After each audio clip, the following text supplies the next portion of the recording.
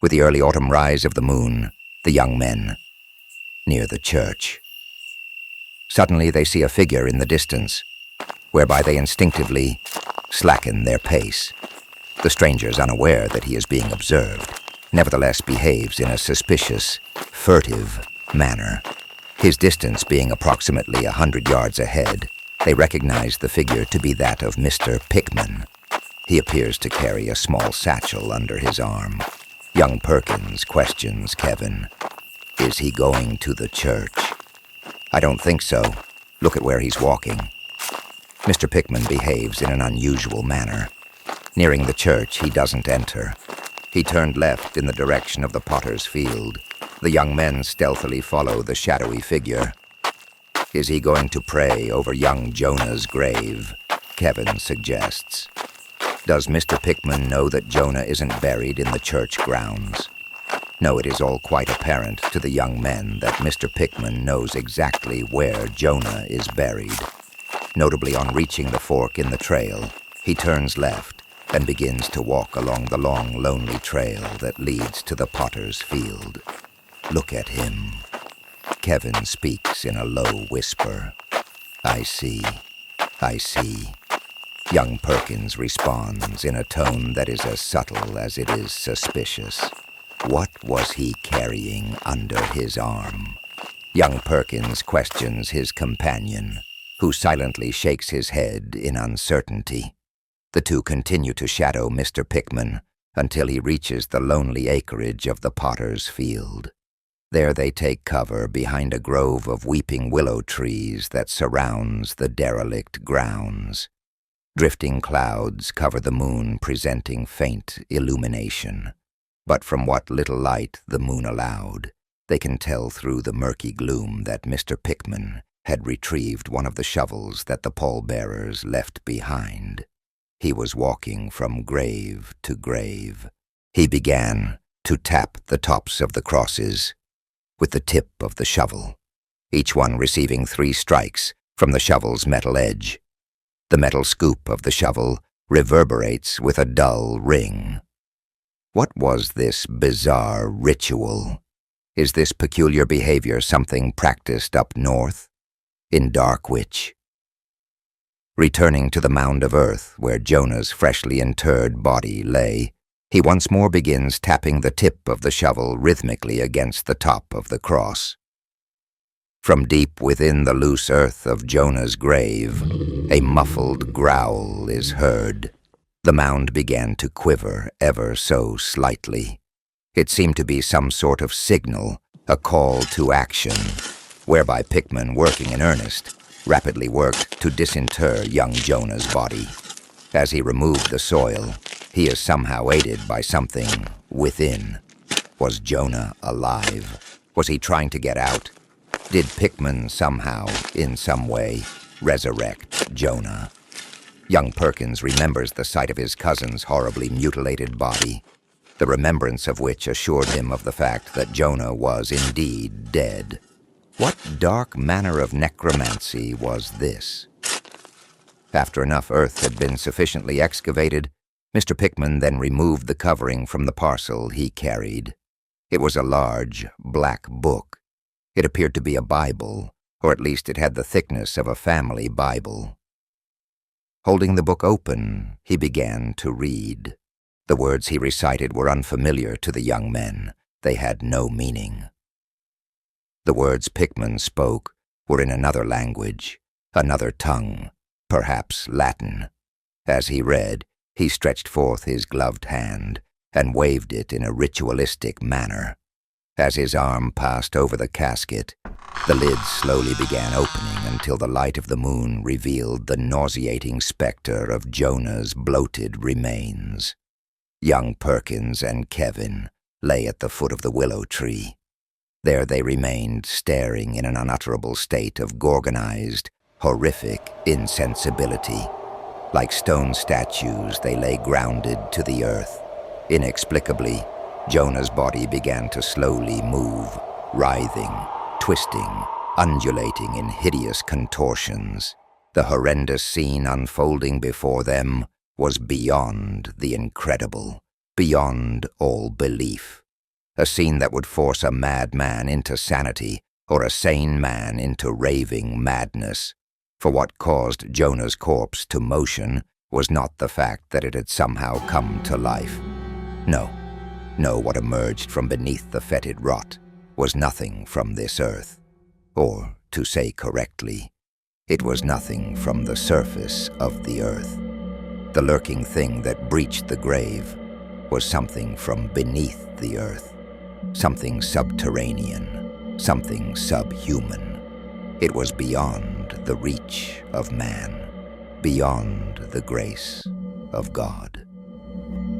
What revealed itself that night beneath the faint chill of the moon's glow of the Potter's Field on the night of October 31st, 1932, in the midst of the Negro cemetery of Muskie, Mississippi, was nothing less than a living, breathing ghoul, a nightmarish denizen of the blackest chambers of the netherworld, a foul, grotesque monster. Its appearance was absolutely indescribable. Peering through the shadows, it looked like some gruesome creature vomited forth from the deepest depths of the pit, neither man nor beast, but retaining the faint semblance of both. Its back was matted with a thick layer of filth, an animal fur with a scaly, reptilian underbelly. The face of the beast was like that of a bat that had been crossbred with a wolf. Something like a short, stunted, forked tail dangled from the tip of what sprouted from the tip of its spine. In all, it was a blasphemous creation spewed from out of the boiling pit of hell's seething loins. The sight sent Kevin into shock.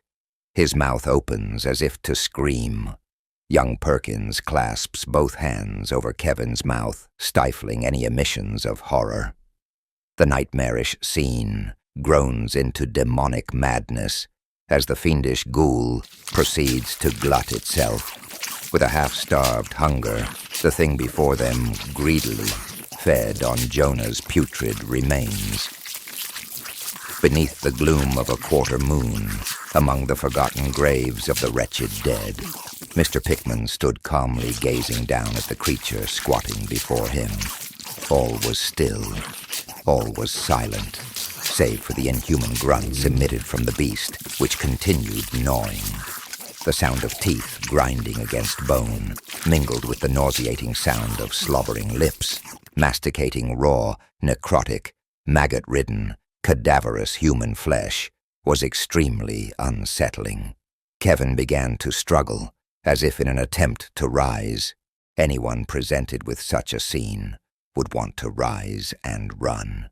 Young Perkins himself savagely battled the urge to flee. Instead, he merely clamped tighter to his companion and continued gazing in hypnotic terror. The thing dug its claw-like hand deep into Jonah's bloated belly, which burst with a muffled pop. It then began to draw out Jonah's intestines, slowly wrapping them around its hands and wrists. Mr. Pickman removed his glove. At last, young Perkins would find out what lurked beneath the leather. No sooner had Pickman removed his glove, a cloud drifted past the moon. During a night that was already shaded, the figure of Mr. Pickman had become but a mere shadow of itself. Young Perkins could only see the faint figure of Mr. Pickman stretching forth his hand and began stroking the creature's head affectionately. Young Perkins was certain that the book Mr. Pickman read from was not the Bible. No, not at all. What Pickman held was a book of magic. A book of dark magic, in fact. A dark magic indeed, to bring up such a thing as this monstrosity. Kevin. Young Perkins continues his attempt at getting his friend to respond. Upon removing his hand, he comes to the startling realization that in his fright, he had accidentally stifled Kevin's breathing. Kevin wasn't breathing. Kevin was dead. Panicked, young Perkins began to push on Kevin's back with both palms, as one would do a drowning victim. Oh God, dear God. Young Perkins beseeches the heavens in a shattered voice, all the while performing the drastic motions.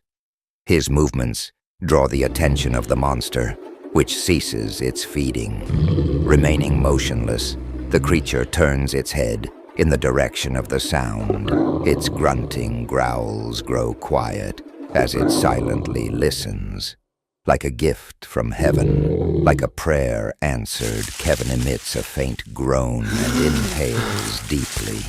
The tension was too much for young Perkins, who rouses his companion from his lethargy, commanding, "Let's get the hell out of here." This command needed no repeating. Kevin, still groggy, instantly obeyed. Thereby the two begin their withdrawal, crawling through the bushes in the direction of the church. The dry leaves of autumn betray their motions. As the sound of their movements gain the attention of Mr. Pickman, he commands the beast with a gesture of his hand. To their shock and amazement, that beast heeded its master's command and began pursuing the two who burst from the cover of the weeds. Half running, half staggering, the young men fled, running in mindless terror, heedless of the barbs and branches which slashed them with punishing lashes. The chill of fear numbed the stinging pain as they ran the gauntlet. All the while, the horrified youths continued to be closely pursued by the blasphemous outrage. Increasingly loud hisses, followed by angry growls as it hounded their heels, gave impetus to the pursued. The monster slowly closed the distance as it moved in a rapid, loping gait. Not daring to look back, the pursued could only measure the beast's proximity by the odor it emitted. The rotting stench of the grave, a stifling, choking miasma that grew stronger with its nearing, then fainter with its distance. The thick foliage confused them.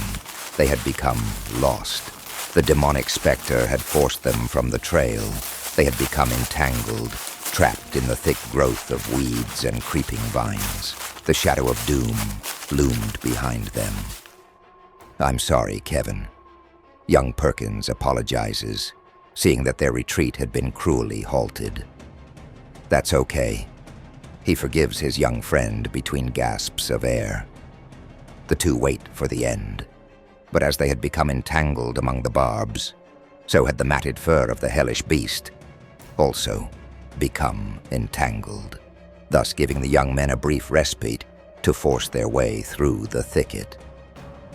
As if guided by an angel, they found their way back onto the narrow trail that led to the church. They once more hear the growls and snarling, snapping fangs of the unnameable horror. The safety of the church loomed in the near distance. "Hallowed ground!" Young Perkins shouts to his companion. "We've got to make it to the church." Kevin gives no reply. He only continues to run his body, giving every appearance of imminent collapse. The monster gave a final surge of exertion, closing within reach of the two. Its hot breath was definitely felt. The strangling odor of putrid excrement builds as the two approached the church. "We ain't gonna make it," Kevin shouts. "Close your eyes," young Perkins orders. "Just close your eyes and run like hell." The sound of prayer echoed from within the church as the figures of two bruised, nicked, and lacerated young men explode through the double doors. Collapsing in the entryway, they lay exhausted, panting breathlessly. Kevin looks behind. There is no sign of the beast. Turning to young Perkins, Kevin's narrow escape reveals itself through a nervous smile. The young men both realize that they are indeed safe, secure within the confines of God's house, the knowledge of which causes both boys to erupt into fits of hysterical laughter, a laughter of absolute relief. The remainder of the congregation glare at the young men with chastising eyes. Kevin's mother approaches, the two followed closely by the widow Hazel. Seated in the rear of the church, a small group of women continue to pray for a sad and broken-hearted Bessie May, whose loud cries of anguish had now been reduced to faint whimpers. "What are you doing here, boy?" Ain't you got no more sense than to carry on like this? This ain't no place to play." The young men's laughter dies away as the two slowly rise to their feet, slapping the dust from their dirty overalls. The young widow aids in removing the loose soil from the young man's face by the use of a white handkerchief. "What have you two been up to?" the widow inquires with the suspicion that the young men had somehow gone through some sort of harrowing ordeal.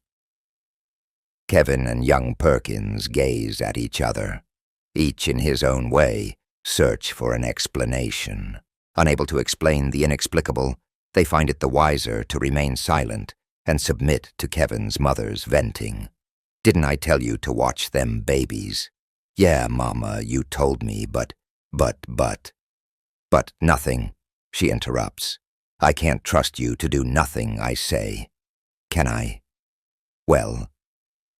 Her arms crossed, she impatiently waits for a response. Young Perkins, cowed by the woman's bellicosity, sheepishly attempts to defend his friend. "Ma'am, they won't mind Kevin. They won't mind nobody but you." Kevin's mother glares at young Perkins through narrowed eyes, her hands on her hips. She calls to the pastor, who is among the group of women surrounding Bessie May. "Pastor Jackson, I'm sorry, y'all, I got to go home. Them children of mine actin' a dad-blame fool." Young Perkins sees his grandmother, her arm wrapped around Bessie May's shoulder. He wishes to speak to her, but she is absorbed in the comforting of Bessie May. "Come on here, boy. We's gone home." Clasping Kevin by the ear, she gruffly leads him from the church. "Ouch! Mama, don't... That hurts." Kevin voices his discomfort, all to no avail. His mother's anger heedless to his declarations of pain. She continues to lead the young man out of the church and down the long road leading back to his home. Young Perkins, all the while trailing behind. A soft hand gently clasps young Perkins by the shoulders. He turned to see the smiling face of the widow Hazel, who softly says, "Little man, let's go home." The warmth of her presence removes all fear. The tension wrought by the terror found no place in the young man's mind.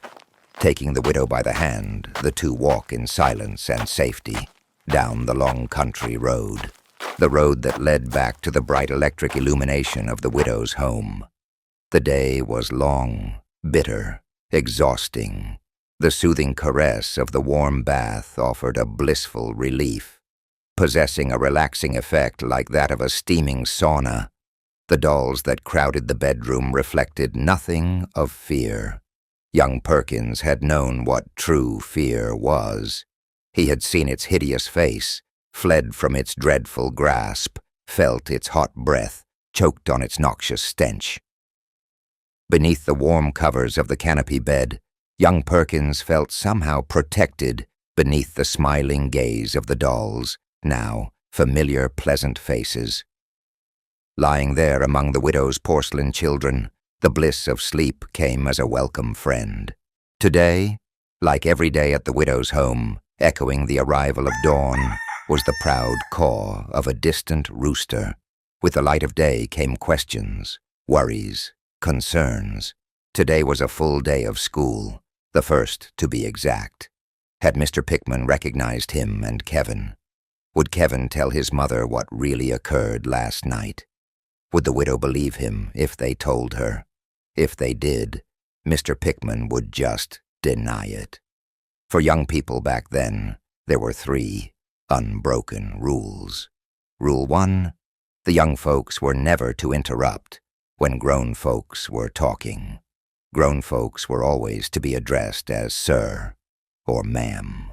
And the last and most important rule was, never, absolutely never, was a youth to call a grown person a lie. These were rules that had been set in stone, learned from the cradle. Mr. Pickman was their teacher. He carried a certain authority. No, young Perkins couldn't openly defy Mr. Pickman.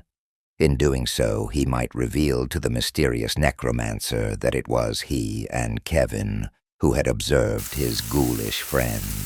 With the pleasant odor of bacon, came the remembrance of the rotted stench of putrefaction carried by the wretched blasphemy. It all came rushing back. My God, the stink. How absolutely foul it smelled. Young Perkins sits up in the bed. Resting his head in his hands, he ponders the nature of the beast. How old was the thing? How did Pickman summon it? Had it always been there, lurking beneath the graves, feeding on the corpses? Was there more of them? Was it the only one? The thought of stealing the conjure woman's cane paled in comparison to what lay beneath the potter's field. The widow's cheerful call to breakfast only nauseated young Perkins. The young man slowly rose from the bed and went through the motions of performing the morning rituals. Dressing, washing, eating without tasting. The widow offered little idle chit-chat at breakfast. The young man was in no mood to converse. She mistook his sullen brooding for the demonstration of mournful respect for the loss of his cousin Jonah.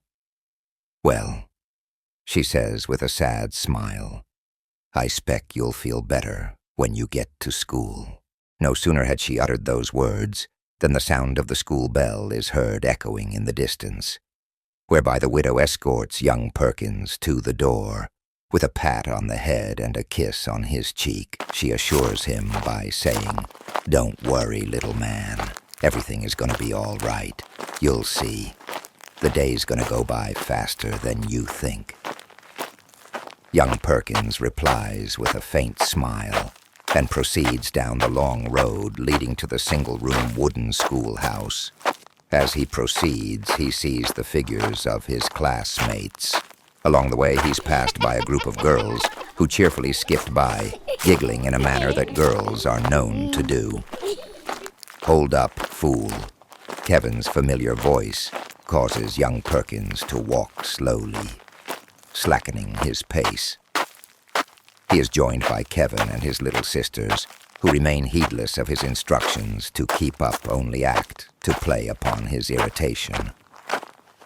Trina and the other girls continued gallivanting in a careless, immature manner. The young girls skip ahead, laughing in eager anticipation of the first day of school. Doggone. He angrily kicks a stone down the road. Them doggone girls don't listen to a single thing I say. "Did they get a whipping?" young Perkins inquired, hoping for his companion to reply in the affirmative. Kevin places a hand on young Perkins' shoulder and turns him about, gazing toward the sky. With hands raised, he beseeches the heavens. Why me, Lord?" He then places both hands on young Perkins' shoulder, looking into young Perkins' eyes. Kevin's face reveals absolute exasperation. "So, what do you think happened when Mama got back home?" Perkins shrugs and replies, "I don't know." "What did happen when your mama got home?" "Well," Kevin exhales with grudging discontent. "Well, I'll tell you. When we got back home, all them little devils was in bed, fast asleep." "No, you don't say," replies young Perkins in incredulity. "That ain't all. This morning they lied on me. They said the house was messed up because of us wrestling. Mama believed them. I'm the one that got my tail dusted." Young Perkins couldn't help it. He began to laugh at the sight of Kevin, who remains in a state of anger, rubbing his sore backside with both hands. "I hate them damn little hellions. I wish I didn't have no sisters." The two continue to walk. All the while the school bells chimes, announcing to all within earshot that class was soon to begin. As he neared the yard, Kevin begins to speak in a low tone. "Last night." "What happened?" "I think Mr. Pickman might have recognized us." "Why's that?" he queries. Because. What?" Perkins asks. Kevin peers from over his shoulder, looking in the direction of Potter's Field in the far distance. "Because I smelled something." "Smelled something. Something like what?" questions young Perkins, all the while knowing what Kevin was alluding to. I smelled the stench of that thing. A cold chill runs up young Perkins' spine to hear his friend fearfully verbalize his concerns. Kevin chillingly adds, I think it got what? Perkins leans in. His ears strain to hear Kevin's whispered words. I think it got our scent. I think that it knows who we are, where we live. The last of the children rushed by. All are present except for Kevin and young Perkins, who remain standing at the open door of the schoolhouse. Good morning, boys. Mr. Pickman stands behind the desk. His blue-gray eyes stare suspiciously at the two. Class, he says, I know that most of you were at the church yesterday. I know that your folks took you to see one of your young classmates buried. The children look down sadly, reflecting the loss of their friend, Jonah. So we're not going to do a lot of work today. I have a history lesson here, but I figure we can do that at another time. I'm here to talk about your little friend. Jonah? Was that his name? Several of the children motion their heads in the affirmative. Pickman continues, Well, children, you don't have to worry about poor little Jonah. All of his troubles are over. It's you I'm worried about. You never know where death is hiding. With those words, he fixes his gaze on the figures of the two. Yes, children. He proceeds. You never know. Jonah's safe with the angels in heaven. But there are things. Not from heaven. I heard tell that there aren't beings that smile down from above. Pickman's eyes narrow. He begins speaking through gritted teeth. That's just a fairy tale grown-ups tell children so they can sleep at night. No, heaven is a lie. A lie preachers like Pastor Jackson like to tell folks. There are things stronger, much stronger than angels. You can't find them in the Bible. What I'm talking about lives below, deep down in the earth. His gaze remains fixed on the two young men. As if to issue a warning, Pickman cautions, the things I'm talking about are ancient, older than man's false religion. It don't like to be spied on. Nobody likes a tattletale, do they, children? The children all answer in unison with a no. No, they don't. Pickman agrees. Looking at one of the little children, he asked, What would you do to a big-mouthed tattletale? The child responds with an enthusiastic, Teacher, I would throw them in the musky river. Well now, turning to a younger child, he questions, What about you? The child erupts with a, Teacher, I would throw him in my daddy's pig pen. Pickman's eyes fixed on the person of the school bully. What would you do? The bully turns his head in the direction of young Perkins and coldly says, Teacher, you asked me what I would do? I would do a mite more than just throwing them in the river. I'd take them tattletales and do them just like the way them white folks done Jonah. The venting of such sadistic cruelty causes the entire class to emit an audible gasp. Tiny beads of perspiration emerged from nervous pores as the two young men cast glances at each other. Their faces reflect disquietude with a palatable sense of unease. They long for the ringing of the noon bell.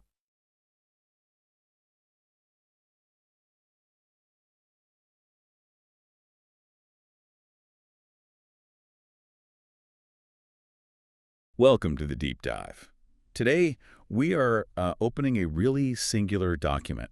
It's quite unsettling, actually. We're not looking at, sweeping history or big political movements today. Instead, you're diving deep, really deep into a specific moment. A very specific moment. Yeah, American history, but with this intense layer of occult horror.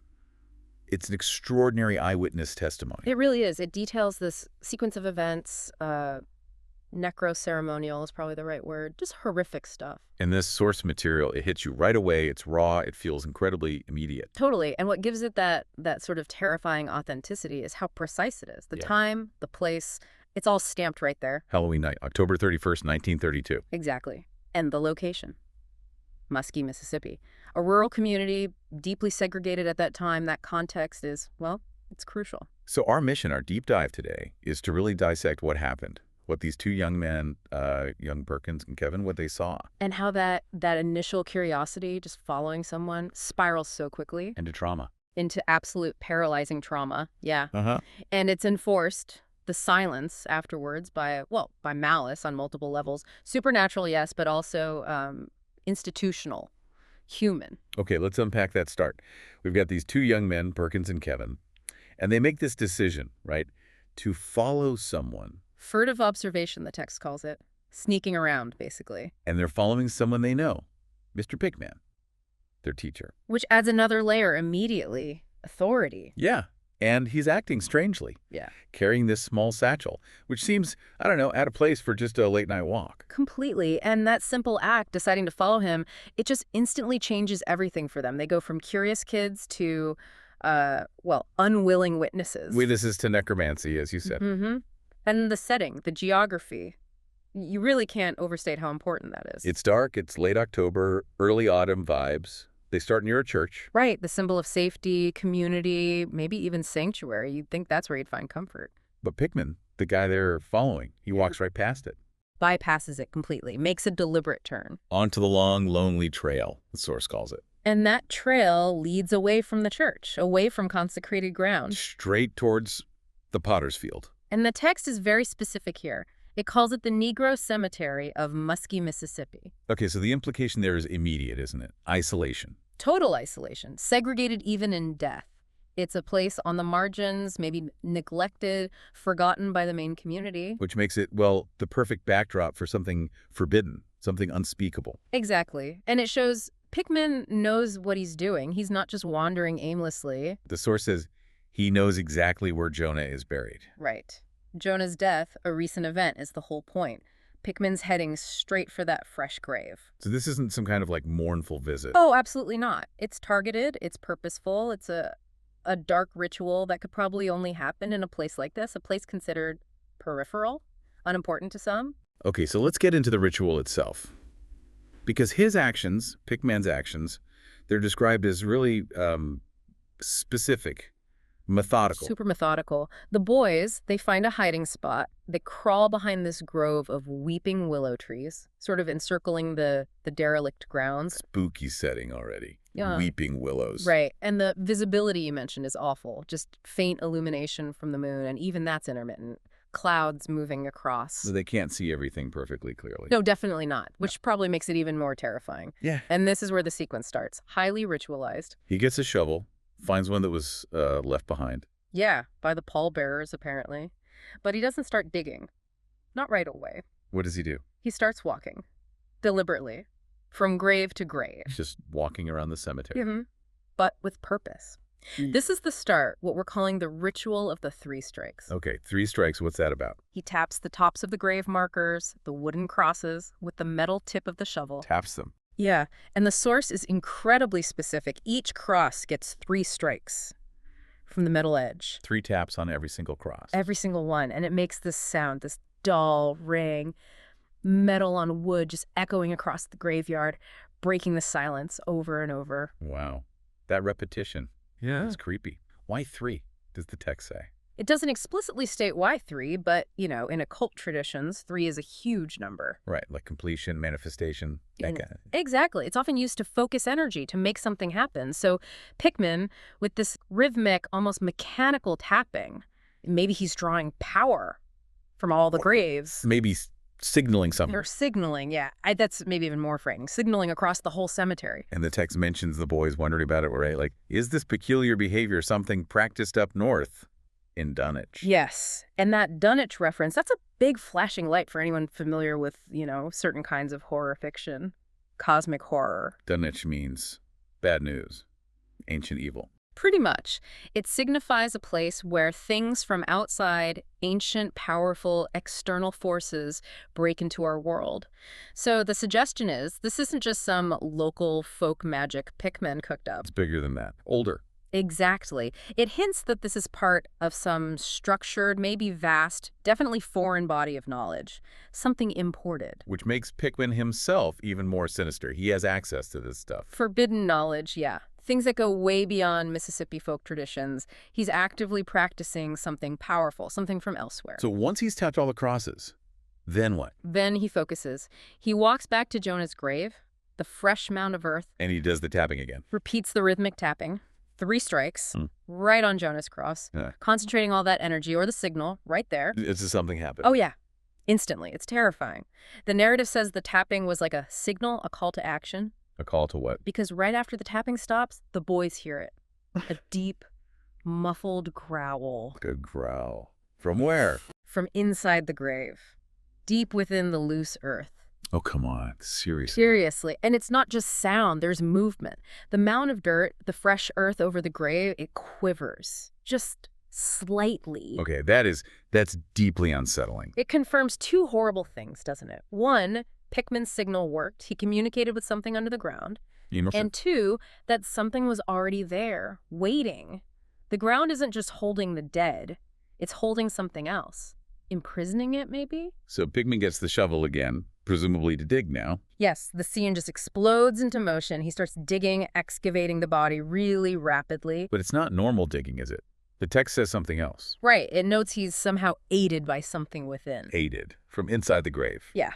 Which throws the boys, understandably, into this immediate panic, this terrifying question.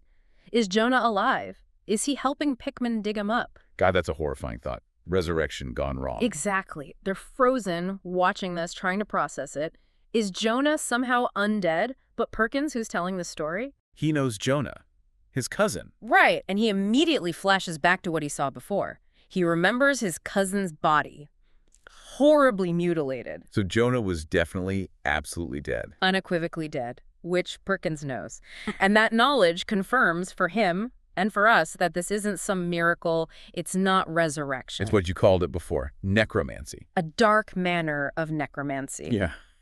Deliberate, forceful manipulation of the dead, not bringing them back to life, but using them. Using them for some awful purpose. It's about control, not reanimation. Precisely. And once the grave is open enough, Pickman goes to that satchel he was carrying. The suspicious satchel. What's inside? He takes the covering off, reveals it. It's a book. A large black book. Black book. Classic. The text even notes its thickness, says it's like a family Bible. That's a deliberate, chilling comparison. Totally misleading. Because what he does with it proves it's anything but holy. It's a book of dark magic. Okay. So he opens it, starts reading. Opens it, and begins the incantation. Reading words aloud. What language? The boys don't know. They describe the words as unfamiliar, says they had no meaning to them. They guess maybe Latin. Or another tongue. Ancient. Foreign. Something powerful, obviously. Clearly. It's the linguistic key, right? The command that unlocks whatever power he's tapping into. And he's doing something else, too, isn't he? A gesture? Yeah, while he's reciting, he's also waving his hand over the casket, ritually. But it specifically notes his gloved hand. Gloved. Why is that important? Well, it suggests maybe caution. Protection, like he's the master here conducting this terrible ritual, but maybe even he fears direct contact, the spiritual contamination, perhaps? So the glove is a barrier, using the book and the gesture as tools, keeping a distance. Could be. He's controlling it, but maybe not entirely immune to it. And as his gloved hand passes over the coffin... The lid opens. Slowly. Horrifyingly, the lid just opens on its own, and the moonlight hits what's inside. Jonah's body. The nauseating specter of Jonah's bloated remains, revealed to the moonlight. Oh, man. For the boys watching, this must be the point of no return. Absolutely. They've gone from seeing weird stuff to witnessing outright blasphemy. The desecration of a grave, the dead body exposed. How do they react? The text describes their state as gorgonized, horrific insensibility, like they've been turned to stone. Like seeing Medusa. Exactly, like stone statues, just pinned there. Unable to move, unable to process. It's beyond belief, beyond anything they could have imagined. It's just complete sensory and moral overload. Total short circuit. And then it gets worse. Of course it does. How can it get worse? Jonah's corpse starts to move, twisting, writhing inside the open casket. Okay, wait. So he's alive. Undead. No. The source is very clear about this. It insists we understand. What caused Jonah's corpse to motion was not the fact that it had somehow come to life. So, something else is moving it. Something else. The force, the impetus for the movement is described as nothing from this earth. Not earthly. But subterranean, something subhuman. Jonah's body is just the vessel, the puppet. The package, like you said earlier, the real horror is whatever's inside, pulling the strings. Precisely. And that brings us to the reveal, the thing using Jonah's body. The thing that answered Pickman's signal. It breaches the grave, comes out. It's described as something beyond man, beyond the grace of God. What is it? What do they see? Emerging onto the surface under that cold October moon in 1932 is a living, breathing ghoul. A ghoul, like a literal ghoul. That's the word used. A nightmarish denizen of the blackest chambers of the netherworld. Wow. Okay. So not just a monster, but something explicitly hellish. Yeah. And the description they give, you have to really absorb this because it's the core of the horror they witnessed. It's called absolutely indescribable. But then they describe it anyway. But then they try, in excruciating detail. It looks like some gruesome creature vomited forth from the deepest depths of the pit. Vomited forth. That's visceral. It really is. Like, it's not natural, not born, just expelled. Waste product from hell, maybe. So what does it look like specifically? It's described as a corruption of nature. A hybrid. It retains a faint semblance of both man and beast, but it's not really either. Blurring the lines, messing with categories. Exactly. Visually confirming that the boundaries between life, death, human, animal, they've all been violently broken. Okay, give us details, the features. Right. Its back is matted with thick filth grave dirt, decay, you imagine. But underneath, its belly is scaly. Reptilian. Okay, so adapted for underground, dirt on top, scales below. That's the implication, isn't it? Rough back for digging through earth, smooth scales for sliding through tunnels, the deep places. And the face. Usually the worst part. It is here too. Described as like that of a bat that had been crossbred with a wolf. Bat and wolf. Oh, that's bad. Think about it. The predatory hunger of the wolf, that canine viciousness combined with the bat ancient, blind, nocturnal, blood-drinking associations. Yeah, a thing that hunts in the dark, made for tearing flesh. And there's one more detail, the tail. It has a tail. A short, stunted, forked tail, just dangling from the tip of its spine, like an afterthought, a deformity. Forked, like a classic devil-tailed. Seems like it. It just adds to the overall wrongness. The text summarizes it as a blasphemous creation spewed from out of the boiling pit of hell's seething loins. Okay, the language there is intense, explicitly theological horror. Absolutely. It's not just a monster story. It's confirming, for the narrator at least, the literal existence of hell and its inhabitants. This thing is proof. And Perkins and Kevin, they're seeing this. This image is just burned into their brains forever. How could it not be? It's the unnameable made manifest right in front of them, and they have to carry that specific, detailed horror. And remember, they're still frozen, like statues. Still gorgonized, watching this anti-life thing, and knowing now that it was summoned, controlled by their own teacher. And the Pickman, the psychological weight of that, knowing such things are real and someone you know commands them, it's almost unimaginable. Unbearable, I'd say. And the horror doesn't stop with just its appearance. Now it starts to act. What does it do besides stand there looking terrifying? It immediately starts feeding. It proceeds to glut itself on Jonah's remains with a half-starved hunger. Oh, God. On the putrid remains, so its purpose is consumption. Seems to be its immediate purpose, yeah. And this part of the narrative shifts heavily into sensory horror, particularly sound and smell, although smell comes more later. What sound? The silence of the graveyard is broken by the sounds of the ghoul eating, described as inhuman grunts. The sickening crunch and grind of teeth on bone, and the sound of slobbering lips masticating. The text is graphic here. Raw, necrotic, maggot-ridden, cadaverous human flesh. Okay, that's beyond disgusting. It's primal, vile. It really emphasizes the creature's nature, what it feeds on, and the actions are just as repulsive. It's not just like animalistic tearing. What do you mean? It does something specific, almost. Ritualistic in its own horrible way. It digs a clawed hand deep into Jonah's bloated belly, which bursts with a muffled pop. Jesus. And then it pulls out Jonah's intestines. Okay, stop.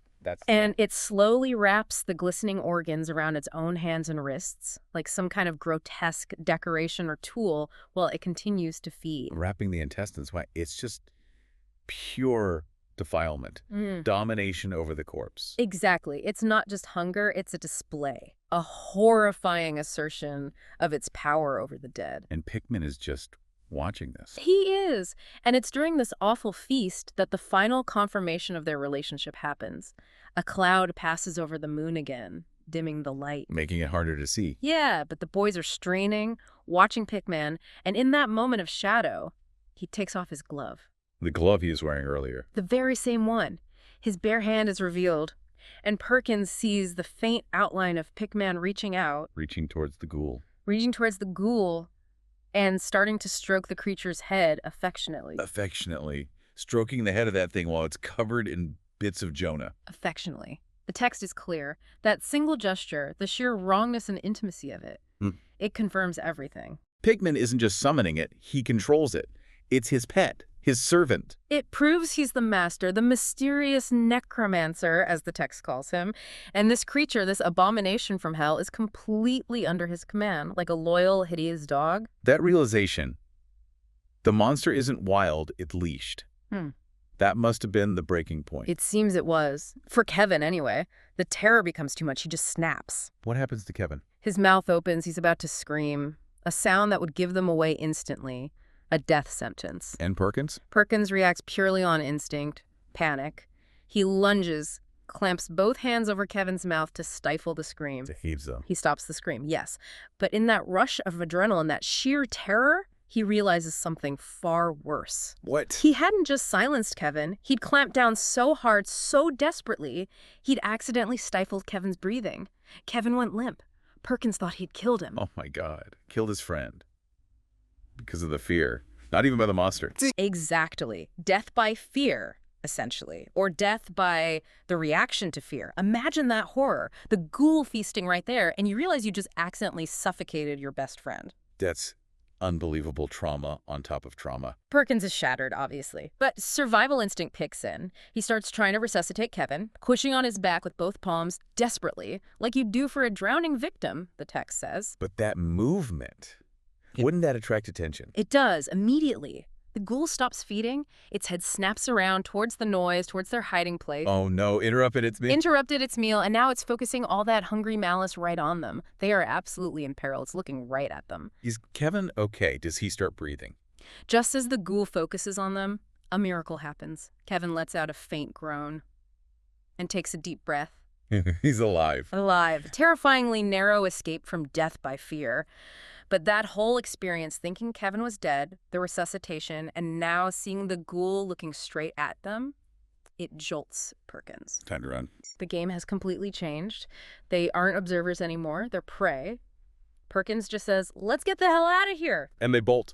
They start scrambling, crawling through the bushes first, trying to get back towards the trail, towards the church. Sanctuary. But it's autumn. Dry leaves everywhere. Exactly. They're frantic, crawling, scuttling through the undergrowth. It makes noise. The dry leaves crackle and rustle. It betrays them. Pickman hears it. Pickman hears it. He's still there, overseeing everything. He knows instantly someone else is there, that he's been watched. And he reacts. Immediately. He just gestures a simple movement, and the ghoul obeys instantly. Leaves the body. Abandons Jonah's remains and starts pursuing the boys. With a rapid looping gait, Oh, God. It's chasing them. it confirms the ghoul's obedience and Pickman's immediate violent reaction to being discovered. The boys are just running now in mindless terror, not even feeling the branches hitting them, running through weeds. Do they look back? Can they see how close it is? They don't dare look back. They can't. Their only way to judge how close it is by smell. Smell? Yeah, the rotting stench of the grave. It gets stronger as the ghoul gets closer, described as a stifling, choking miasma. The smell isn't just a warning. It's like a physical presence suffocating them, telling them the unnameable horror is right behind them. That is a truly awful way to measure pursuit. Isn't it? And they stumble, get forced off the narrow trail for a moment. They get tangled up in thick weeds and vines, hopelessly stuck. This is it. They're caught. It should be. This is the moment they should be caught. But then, a stroke of luck, the ghoul's own nature saves them, briefly. How? Its fur. That matted, filthy fur gets tangled in the same thicket. It snags the creature for just a moment. Gives them a chance. A brief respite, the text calls it. Just enough time for them to tear themselves free, scramble back onto the path. Where are they running? What's the goal? Perkins finds the trail again and just shouts at hallowed ground, the church. That's their only hope. So they sprint towards the church. Running for their lives, yeah. Hearing the snarling, snapping fangs right behind them until they finally burst through the double doors of the church. They make it inside. They make it. Collapse right there in the entryway. And the ghoul, does it follow them in? From inside, they can hear the sounds of prayer. People are still in there, maybe a late service or prayer meeting. And the beast, it stops. Stops at the door. Yeah. It's deterred. The boundary holds, the consecrated ground, the hallowed space, the power of the church. It works. The ghoul cannot enter. Wow. Safety. They must just collapse. Total, overwhelming relief. Kevin looks back, sees nothing chasing them anymore, and the two of them just erupt.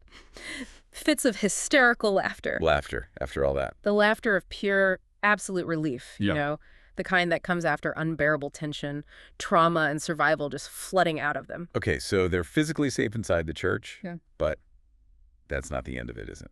Not even close. Physical safety is one thing, but psychological safety, Right. social safety, that's gone. What happens inside the church? Do people help them? The opposite.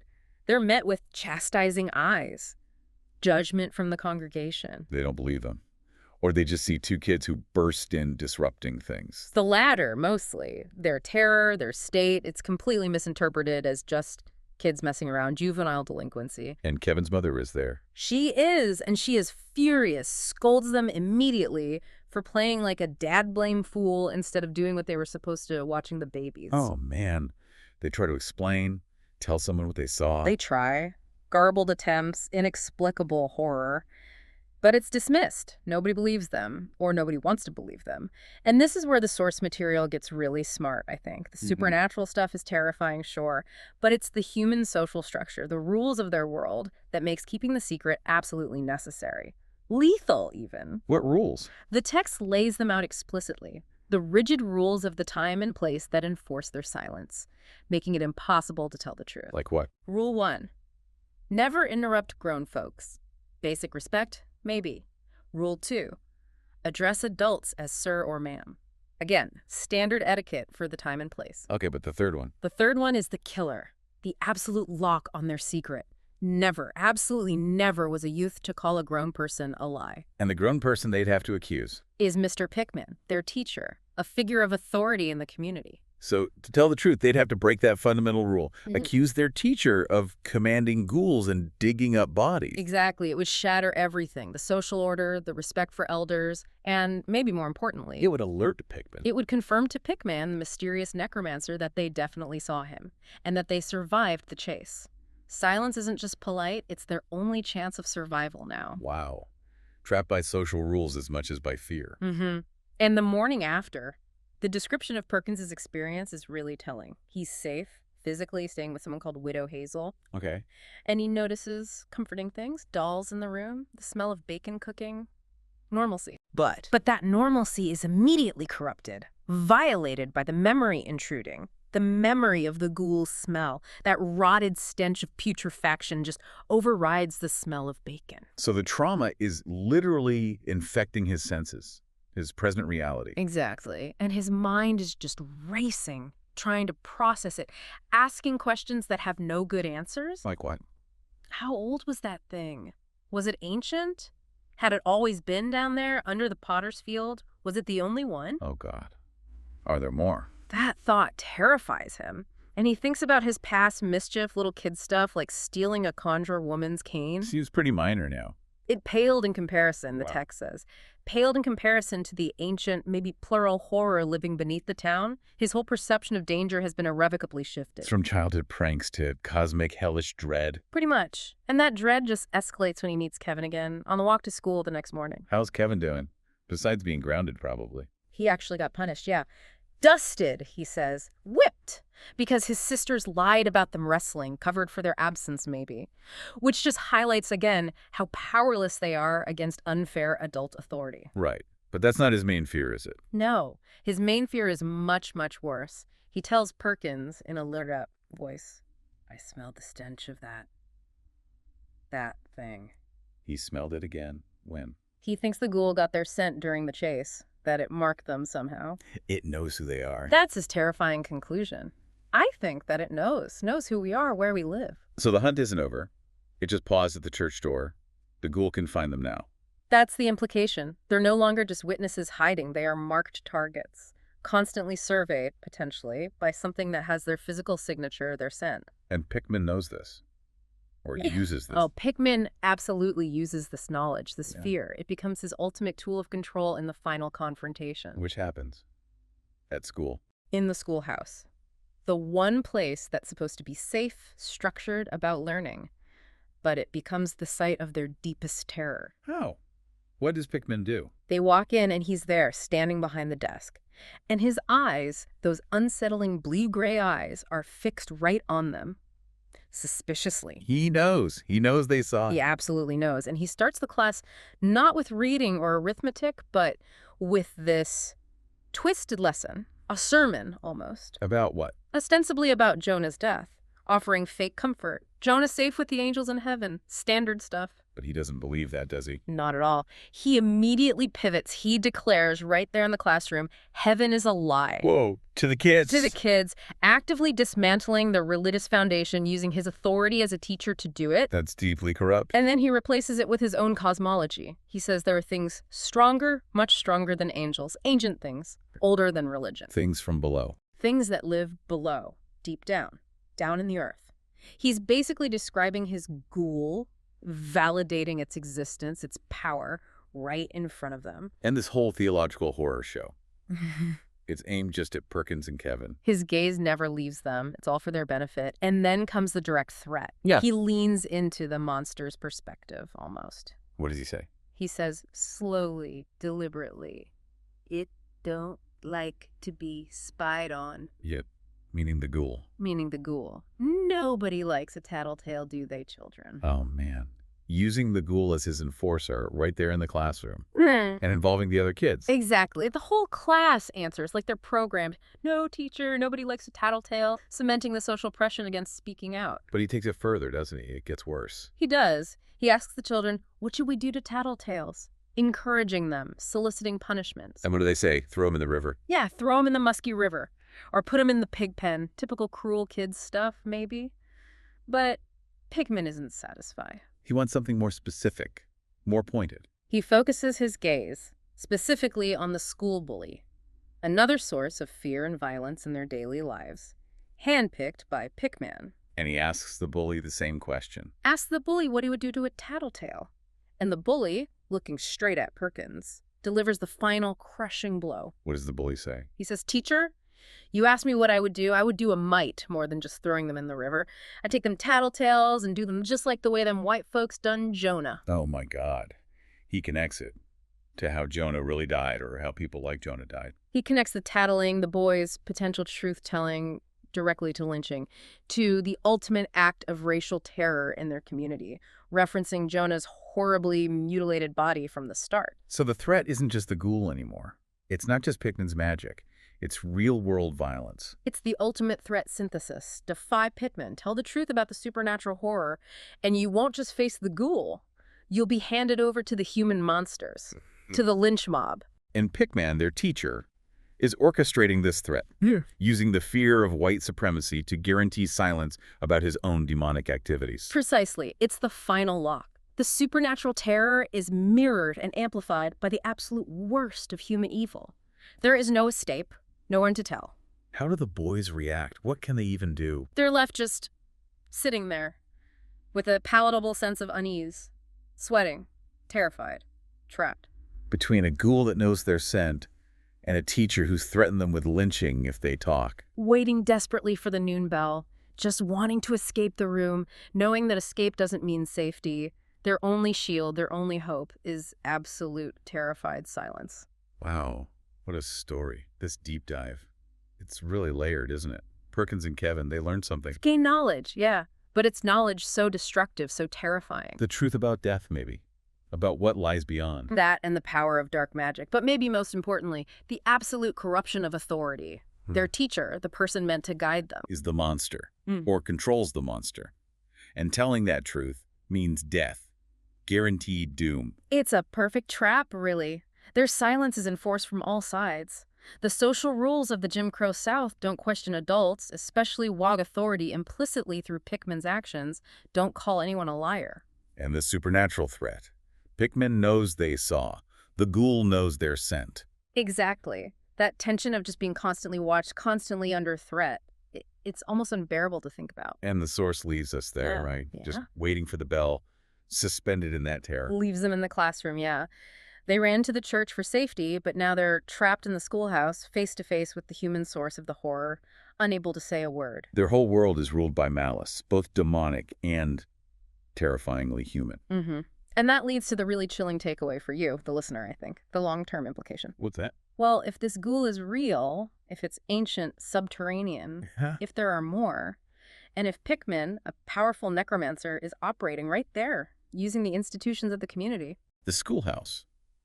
The authority of a teacher. Right. If those structures, the things meant to protect and teach, are actually the primary sources of terror, how do you survive that? How does anyone survive in that community? Their only chance was to internalize it, to carry that secret, become silent vessels of this cosmic horror. That silence is their shield, yeah. Yeah. But it's also their prison, their longest, most terrifying sentence. A truly chilling thought to end on. Thank you for joining us for this deep dive into the terrible peril of unspeakable knowledge.